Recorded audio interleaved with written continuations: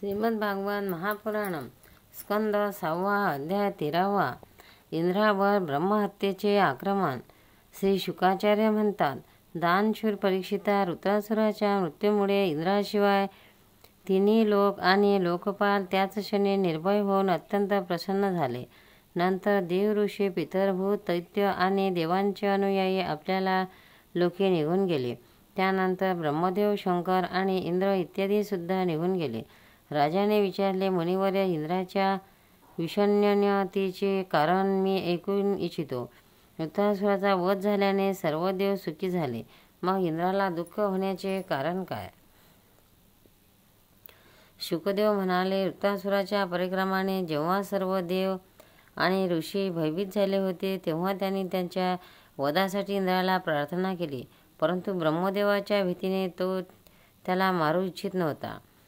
इंद्र म्हणाला, विश्वरूपाच्या वधाने मला लागलेले ब्रह्महत्येचे पातक श्री पृथ्वी, जर आणि वृक्षांनी माझ्यावर कृपा करून वाटून घेतले. आता वृत्रासुराच्या पातकापासून माझी सुटका कशी होणार? शुकदेव म्हणतात, हे ऐकून ऋषी इंद्राला म्हणाले, देवराजा, तुझे कल्याण असो.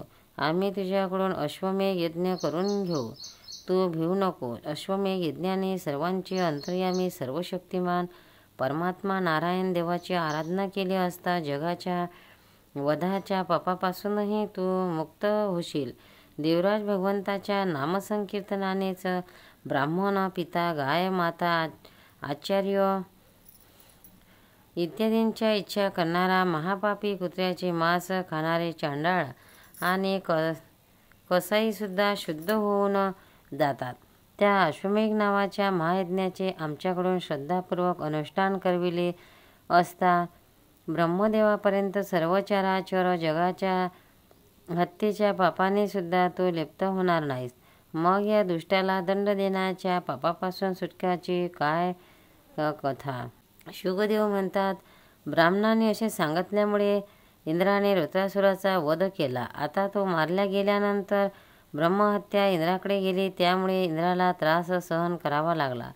त्याला एक क्षणभरही चैन पडेनासे झाले. जेव्हा मर्यादाशील सज्जनाला कलंक लागतो तेव्हा त्याचे गुण सुद्धा त्याला सुखी करू शकत नाहीत. हेच खरे इंद्राने पाहिले की ब्रह्महत्या प्रत्यक्ष चांडाळणीप्रमाणे माझे मागे लागली आहे. वृद्धापकाळामुळे तिचे अंग कापू लागले आहे. क्षयरोगाने तिला ग्रासले आहे आणि तिची वस्त्रे रक्ताने माखली आहेत. पांढरे केस विस्कळीत थांब थांब असे ओरडत ती येऊ लागली आहे. तिच्या श्वासातून माशांचा दुर्गंध येत असल्यामुळे तो मार्गही दुर्गंधाने भरला आहे. राजन, तिच्या भीतीने इंद्र सर्व दिशातून आणि आकाशातून फिरू लागला. शेवटी त्याने ईशान्य दिशेला असलेल्या मानसरोवरात तातडीने प्रवेश केला.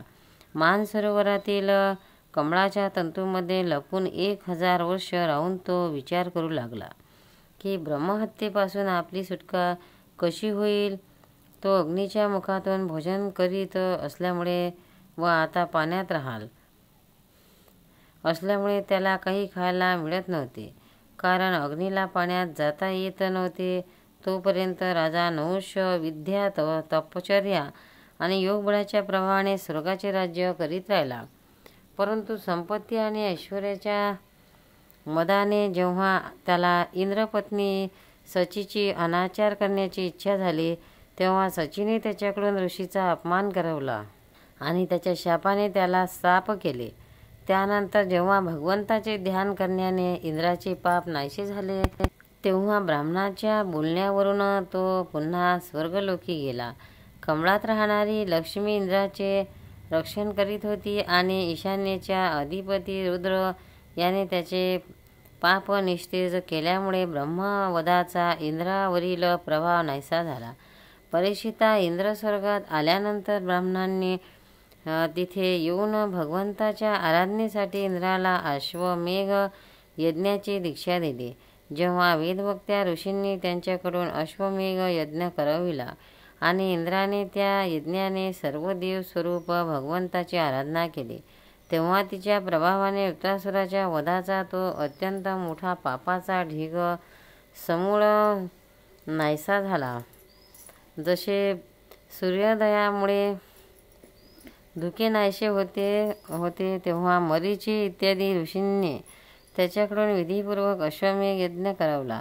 तेव्हा त्याद्वारा सनातन पुरुष यज्ञपती भगवंताची आराधना करून इंद्र सर्व पापापासून मुक्त झाला आणि पहिल्याप्रमाणे पुन्हा श्रेष्ठ झाला। परीक्षिता, या श्रेष्ठ व्याख्यानात इंद्राचा विजय, त्याची पापापासून मुक्तता आणि भगवंताचा प्रिय भक्त वृत्रासुर याचे वर्णन आले आहे। यामध्ये भगवंताच्या गुणाचे संकीर्तन आहे।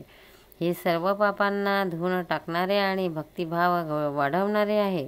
बुद्धिमान पुरुषांनी हे इंद्रासंबंधीचे व्याख्यान नेहमी वाचावे आणि विशेषतः सर्व काळी तर हे आवश्यक ऐकावे।